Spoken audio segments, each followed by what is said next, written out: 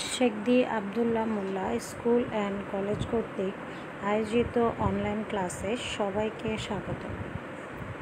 আমি জেবা আক্তার, সহকারী শিক্ষক, শেখদি Abdullah Molla school and college. আজ আমরা অষ্টম শ্রেণীর বিজ্ঞান বিষয়টি পড়ব।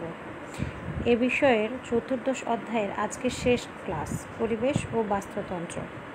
আজকের পাঠ শিরোনাম খাদ্য শৃঙ্খল ও খাদ্যজাল, বাস্তুতন্ত্রের শক্তি ও পুষ্টি প্রবাহ ও ভারসাম্য রক্ষায় বাস্তুতন্ত্রের ভূমিকা। এই তিনটি টপিকসের উপর আজ আমরা আলোচনা করব।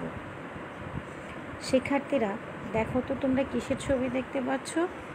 হ্যাঁ, একটি হচ্ছে ঘাস, উপরে হচ্ছে সূর্য জল জল করে জ্বলছে, তাই না? ঘাস আর সূর্য, এদের মধ্যে সম্পর্ক কি শিক্ষার্থীরা? সূর্যের আলোর সাহায্যে ঘাস কি করে? খাদ্য তৈরি করে। কি জাতীয় খাদ্য তৈরি করে শিক্ষার্থীরা? শর্করা জাতীয় খাদ্য তৈরি করে। আর আমরা তো জানি উদ্ভিদের উপরই সকল জীব কিন্তু নির্ভর করে তার খাদ্যর জন্য। একমাত্র উদ্ভিদই শর্করা জাতীয় খাদ্য তৈরি করে। ঘাসকে খায় কে? ঘাস ফড়িং। ঘাস ফড়িংকে খায় কে? ব্যাঙ। আর ব্যাঙকে কে খায় শিক্ষার্থীরা? সেটা হচ্ছে সাপ। আর সাপকে কে খায়? ঈগল। তাহলে শিক্ষার্থীরা আমরা এখানে দেখতে পেলাম ঘাসের মাধ্যমে ঘাস সূর্যালোককে কাজে লাগিয়ে যে খাদ্য শর্করা জাতীয় খাদ্য তৈরি করে, সেখান থেকে শক্তি যায় ঘাস ফড়িংয়ে। ঘাস ফড়িং ঘাস খেয়ে বাঁচে। ঘাস ফড়িংকে খেয়ে বাঁচে হচ্ছে ব্যাঙ, ব্যাঙকে খেয়ে বাঁচে হচ্ছে সাপ, আর সাপকে খেয়ে বাঁচে হচ্ছে ঈগল। এভাবেই কিন্তু শক্তি ধাপে ধাপে এক ধাপ থেকে আরেক ধাপে স্থানান্তর হচ্ছে। তাহলে এটা কি একটি শিকলের মতো নয় শিক্ষার্থীরা? হ্যাঁ, একটা শৃঙ্খলের ন্যায়, তাই একে বলা হয় খাদ্য শৃঙ্খল। তাহলে আমরা খুব সুন্দরভাবেই কিন্তু খাদ্য শৃঙ্খল কি সেটা দেখে নিতে পারলাম। তাহলে শিক্ষার্থীরা আমরা এখান থেকে কি খাদ্য শৃঙ্খলের একটি সংজ্ঞা বলতে পারি না? তাহলে চলো শিক্ষার্থীরা আবার একটু খাদ্য শৃঙ্খলটা দেখে তার সংজ্ঞাটি জেনে নেই। ঘাস, ঘাস ফড়িং, ব্যাঙ, সাপ, এরপর হচ্ছে ঈগল। তাহলে খাদ্য শৃঙ্খলের সংজ্ঞাটি কি হলো? বাস্তুতন্ত্রে উদ্ভিদ থেকে প্রাণীতে শক্তি প্রবাহের ধারাবাহিক প্রক্রিয়াই হচ্ছে মূলত খাদ্য শৃঙ্খল। হ্যাঁ শিক্ষার্থীরা, এখানে কিন্তু ধারাবাহিকভাবেই ঘাস থেকে ঘাস ফড়িং, ঘাস ফড়িং থেকে ব্যাঙ, সাপ এবং সাপ থেকে এগুলো শক্তির স্থানান্তর হয়েছে। কি দেখতে পাচ্ছ শিক্ষার্থীরা? ছোট ছোট ঘাস, ব্যাঙের ছাতা, তৃণজাতীয় ছোট গাছ, এরপরে রয়েছে বড় বৃক্ষ। এই ঘাস আর ছোট ছোট তৃণজাতীয় উদ্ভিদ কে খায় শিক্ষার্থীরা? খরগোশ। খরগোশকে কে খেয়ে বেঁচে থাকে? বাঘ। বাঘ খরগোশকে খাদ্য হিসাবে বাঘ গ্রহণ করে। আবার দেখো শিক্ষার্থীরা, আবার খরগোশকে কে খায়? সাপ। আর সাপকে কে খাচ্ছে? ঈগল।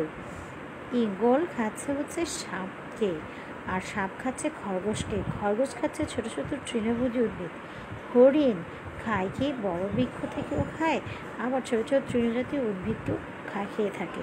হরিণকে খাচ্ছে বাঘ। আবার দেখো শিক্ষার্থীরা, ঘাস খায় কে? ঘাস ফড়িং। ঘাস ফড়িংকে কে খায়? পতঙ্গভোজী পাখি। আর পতঙ্গভোজী পাখিদেরকে আবার কে খায়? ঈগল। তাহলে এখানেও খাদ্য শৃঙ্খল কিন্তু।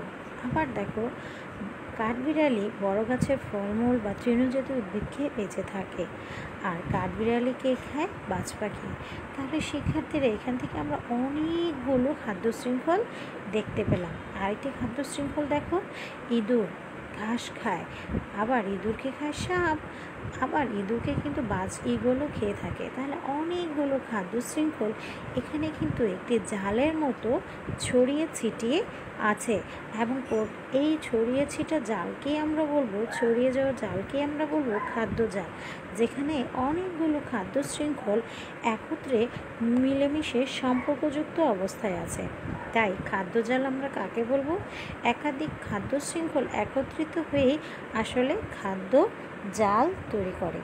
অর্থাৎ খাদ্য শৃঙ্খলের মধ্যে পারস্পরিক একটি সম্পর্ক আছে, আর এ ধরনের সম্পর্ক বা সংযোগ থেকেই কিন্তু শিক্ষার্থীরা আমরা খাদ্য জাল বলে থাকি। তাহলে আশা করি তোমরা খাদ্য শৃঙ্খল আর খাদ্য জালের বিষয়টি ভালোভাবে বুঝতে পেরেছো। এবার আমরা দেখব এই যে আমরা খাদ্য খাই, খাদ্য খেয়ে কিন্তু আমরা শক্তি পেয়ে থাকি। আসলে শক্তির উৎস কোথায়? ভাত আমরা খাই, আর ভাত আমরা কোথা থেকে পাই? পাশে আছে ধান ক্ষেত। কিন্তু আসলে এই উদ্ভিদই শক্তি তাহলে কোথা থেকে পায়? যেহেতু আমরা ভাত খেয়ে শক্তি পাই, ভাত আসে ধান থেকে, আর ধান গাছ কোথা থেকে পায়? সূর্য থেকে। তাহলে দেখো, উদ্ভিদ তার শক্তিকে সংরক্ষণ করে এবং এই শক্তিটা এক স্থান থেকে অনেক স্থানে প্রভাবিত হয়। আজ এই ভিডিও থেকে আমরা জানব বাস্তুতন্ত্রের শক্তি প্রবাহ এবং পরিবেশ রক্ষায় বাস্তুতন্ত্রের ভূমিকা। আশা করি শিক্ষার্থীরা তোমরা একটু মনোযোগ দিয়ে ক্লাসটি খেয়াল করবে। দেখো শিক্ষার্থীরা, আমরা তাহলে এই ভিডিও থেকে দুটি জিনিস শিখব। একটি হচ্ছে বাস্তুতন্ত্রের শক্তি প্রবাহ প্রক্রিয়া, আরটি হচ্ছে পরিবেশকে ভারসাম্য রক্ষা করে বাস্তুতন্ত্র। তাই শিক্ষার্থীরা দেখো, সূর্যের আলোক রশ্মি থেকে উদ্ভিদ কিন্তু সালোকসংশ্লেষণ প্রক্রিয়ায় খাদ্য তৈরি করে, কিন্তু এভাবে সূর্য থেকে মাত্র 2% শক্তি কিন্তু সালোকসংশ্লেষণ প্রক্রিয়ার মাধ্যমে উদ্ভিদ গ্রহণ করতে পারে। শিক্ষার্থীরা আবারও খেয়াল করো, মাত্র 2%। সালোকসংশ্লেষণের প্রক্রিয়াটা দেখো শিক্ষার্থীরা, সূর্য থেকে আলো পাতায় পড়ছে, আবার পাতায় কার্বন ডাইঅক্সাইড আছে, মূল থেকে পানি পাচ্ছে। সূর্যের উপস্থিতিতে উদ্ভিদ এই কার্বন ডাইঅক্সাইড আর পানিকে ব্যবহার করে শর্করা জাতীয় খাদ্য তৈরি করে। আর কি ত্যাগ করে শিক্ষার্থীরা? Carbon dioxide. শর্করা জাতীয় খাদ্য কিন্তু উদ্ভিদ সংগ্রহ করে। আবার এছাড়াও এই প্রক্রিয়া চলাকালে সবুজ উদ্ভিদ প্রাকৃতিক বিভিন্ন যৌগ যেমন পানি, nitrogen, sulphur, iron, carbon dioxide ব্যবহার করে। অন্য অন্য যৌগ যেমন আয়রনও কিন্তু কিছুটা ব্যবহার করে থাকে, ইত্যাদি ব্যবহার করে। এই প্রক্রিয়ায় জড় আর জীব জগতের মধ্যে কিন্তু একটি পারস্পরিক সম্পর্ক রক্ষা হয়। প্রাকৃতিক প্রক্রিয়া এই যে সৌরশক্তি কি হচ্ছে শিক্ষার্থীরা, আমরা দেখতে পাচ্ছি এই প্রাকৃতিক প্রক্রিয়ায় সৌরশক্তি রাসায়নিক শক্তিতে কিন্তু রূপান্তরিত হচ্ছে।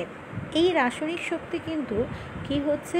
খাদ্য সূর্যের শক্তিটি রাসায়নিক শক্তিতে রূপান্তর হয়ে উদ্ভিদে কিন্তু সঞ্চিত থাকছে। শিক্ষার্থীরা তাহলে এখানে আমরা যে উপাদানগুলো দেখলাম, সেই উপাদানগুলো সমস্ত শক্তি কিন্তু সূর্য থেকে আছে। আর এখানে আমরা দুই ধরনের উপাদান দেখলাম, একটা হচ্ছে অজীব আর জীব। জীবকে উদ্ভিদ, আর অজীব কোনগুলো? এই যে কার্বন ডাইঅক্সাইড, পানি, অক্সিজেন, এগুলো শর্করা সবই কিন্তু অজীব উপাদান।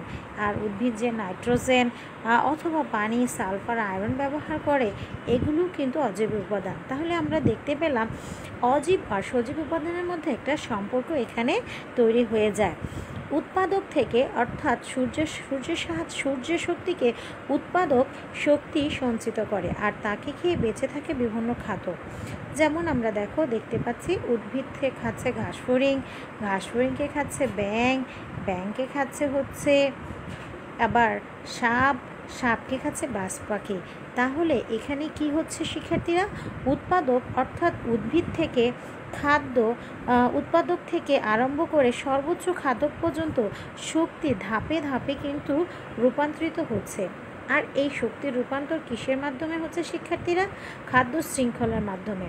আর খাদ্য গ্রহণের মাধ্যমেই কিন্তু খাদ্য তোমার কি হচ্ছে? স্থানান্তরিত হচ্ছে। তবে একটি কথা কিন্তু শিক্ষার্থী তোমাদেরকে মনে রাখতে হবে, প্রত্যেক ক্ষেত্রেই কিছু না কিছু শক্তি কিন্তু হ্রাস পায়।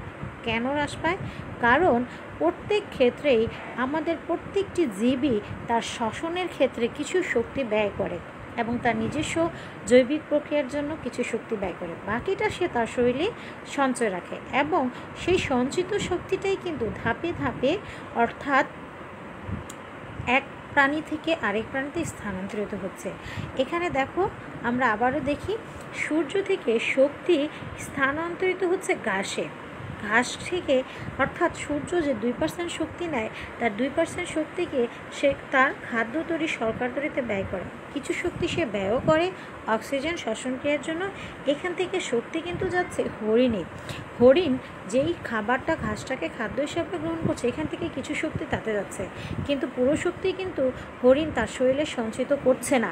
কিছু শক্তি সে তার শ্বসনের কাজে ব্যয় করে এবং সেই ব্যয় করার পর যে শক্তিটা তার ভিতর সঞ্চিত থাকে, যখন বাঘ হরিণকে খায় তখন হরিণ থেকে শক্তিটা কোথায় স্থানান্তরিত হয়? বাঘে। তাহলে বাঘ থেকে কি শক্তি আর ফিরে আসে না? বাস্তুতন্ত্রে ফিরে আসে। কারণ বাঘ মারা যায়, ঘাস পচে নষ্ট হয়, হরিণও পচে নষ্ট হয়। মৃত্যুর পর তাহলে কি হয়? মৃত্যুর পর এই যে প্রাণীরা মারা যাওয়ার পর মৃত্যুর পর জীবের উপর ছত্রাক বা ব্যাকটেরিয়া কিন্তু ক্রিয়া করে। এই ক্রিয়া করার ফলে যা হয় সেটি হচ্ছে পুনরায় এখান থেকে অজৈব বস্তু উৎপন্ন হয় এবং অজৈব বস্তুগুলো পুনরায় আবার উৎপাদক ব্যবহার করে। এভাবে দেখা যায় ব্যবহার করে এবং যা সবুজ উদ্ভিদ পুনরায় কাজে লাগিয়ে খাদ্য তৈরি করে। এ থেকে দেখা যায় পুষ্টির যে প্রক্রিয়া, অর্থাৎ এই যে বস্তুগুলো মারা যাওয়ার পর ব্যাকটেরিয়া তাদের উপর ক্রিয়া করে যে পুষ্টি উপাদান হয় সেটি মাটিতে জমা থাকে পুষ্টি ভাণ্ডারে। পুষ্টি ভাণ্ডার থেকে উদ্ভিদ সেটা গ্রহণ করে, পুনরায় আবার হরিণ খায়, হরিণ থেকে বাঘে এবং মরণপচের মাধ্যমে এটা চক্রাকারে ঘুরতে থাকে। কিন্তু শক্তি কিন্তু একটাই, শক্তি প্রবাহ সূর্য থেকে আসে উৎপাদকে, উৎপাদক থেকে দেয় তৃণভোজীদের, তৃণভোজী থেকে যায় মাংসাশীতে। আর এক্ষেত্রে কিছু শক্তি যেটা নষ্ট হয় সেটা আমি আগেই বলেছি, শ্বসন ক্রিয়ার মাধ্যমে কিছু শক্তি তাপ হিসাবে বিনষ্ট হয়। আবার আমরা যদি দেখি উৎপাদকের পরে বীজযোগ এবং মাংসাশী প্রাণীদের, উৎপাদক তৃণভোজী এবং মাংসাশী প্রাণী এরা সবাই মারা যায়, কারণ এরা সবাই প্রাণী, মরণের পর এরা পচন এবং গলন হয়। এবং যেটা আমরা দেখেছি বিয়োজক এই মৃত জীবদেহের উপর ক্রিয়া করে তখন তাদের থেকে কিছু সুপুষ্টি দ্রব্য, অজৈব পুষ্টিদ্রব্য পরিবেশে মিশে পুষ্টি ভাণ্ডারে জমা হয় এবং সবুজ উদ্ভিদ সেটাকে আবার গ্রহণ করে। তাহলে শিক্ষার্থীরা সে আগের বর্ণনাতেই আমরা ফিরে যেতে পারি। অর্থাৎ পুষ্টি প্রক্রিয়া চক্রাকারে চললেও আমাদের শক্তি প্রবাহ কিন্তু একমুখী। এটা খুব ভালো করেই মনে রাখতে হবে। বাস্তুতন্ত্রে পুষ্টি দ্রব্য চক্রাকারে প্রবাহিত হলেও শক্তি প্রবাহ কিন্তু শিক্ষার্থীরা কি করে? শক্তি প্রবাহ কিন্তু একমুখীভাবে চলে, এটা ভুলে গেলে চলবে না। আবারও বলছি, সূর্য থেকে শক্তি উৎপাদকে যায় এবং উৎপাদক থেকে শক্তি আবার কিসে আসে? দেখো এখানে আবারও দেখাচ্ছে ঘাস থেকে শক্তি যায় ঘাসফড়িং থেকে ইঁদুর থেকে বাজ পাখি। এভাবে বিভিন্ন খাদ্যজালের মাধ্যমে শক্তির কিন্তু স্থানান্তর হয়, কিন্তু এই শক্তির স্থানান্তরটা কেবলমাত্র একমুখীভাবে চলে। শক্তি আবার রিসাইকেল হয়ে প্রকৃতিতে ফিরে আসে না। সূর্য থেকে যে শক্তি আসে সেটা ফিরে আসে না, কিন্তু এই যে খাদ্য শৃঙ্খলে থাকা বিভিন্ন জীব এরা মারা যাওয়ার পরে বিয়োজক যখন তাদেরকে বিয়োজিত করে তখন সেই বিয়োজিত অজৈব বস্তুগুলো মাটির পুষ্টি ভাণ্ডারে জমা থেকে প্রক্রিয়াটা পুষ্টি ভাণ্ডারে জমা থাকে এবং প্রক্রিয়াটি চক্রাকারে চলে। শিক্ষার্থীরা বাস্তুতন্ত্রের ভারসাম্য কীভাবে রক্ষা হয় সেটা দেখো। পরিবেশে বাস্তুতন্ত্র কিন্তু একটি সময়সম্পন্ন একক। যে কোনো পরিবেশে বাস্তুতন্ত্র মোটামুটি স্বনিয়ন্ত্রিত। সেখানে একটি জীবের যদি হঠাৎ সংখ্যা বেশি বাড়তে পারে না। হঠাৎ যে কোনো একটা জীব, হয়তো বা হরিণ হতে পারে, ইঁদুর বা ঘাসফড়িং, এটা কিন্তু ইচ্ছা করলে অনেকটা বেড়ে যেতে পারে না, কারণ প্রতিটি জীবই কিন্তু একটি অন্যটির উপর নির্ভরশীল। খাদ্য শৃঙ্খলার মাধ্যমে এরা পরস্পরের কী হয় শিক্ষার্থীরা? পরস্পর সম্পর্ক যুক্ত, একজন আরেকজনের উপর নির্ভরশীল। ঘাসকে খেয়ে যেহেতু খরগোশ বাঁচে, খরগোশকে খেয়ে যেহেতু ঈগল বাঁচে, তাহলে এই যে খাদ্য জাল, এই যে আমরা খাদ্য জালটা দেখতেছি, পরিবেশে বিভিন্ন খাদ্য শৃঙ্খল মিলে যে খাদ্য জাল তৈরি হয়েছে, এখানে একজন আরেকজনের উপর নির্ভরশীল। কারণ উৎপাদক থেকে তৃণভোজী থেকে দ্বিতীয় স্তরের খাদক, দ্বিতীয় স্তর থেকে সর্বোচ্চ স্তরের খাদক, এই যে একটা চেইন, এই যে একটা শৃঙ্খল, এটা কখনোই এলোমেলো হওয়া সম্ভব নয়। একজনের বৃদ্ধিটা হঠাৎ করে অনেকখানি বেড়ে যেতে পারবে না, এটি একটি ধাপ প্রক্রিয়া। আবার দেখো ধাপ প্রক্রিয়াটি দেখো, ঘাস বিভিন্ন স্তরের জীব সম্প্রদায়ের অনুপাত মোটামুটিভাবে অপরিবর্তিত থাকে। কেন?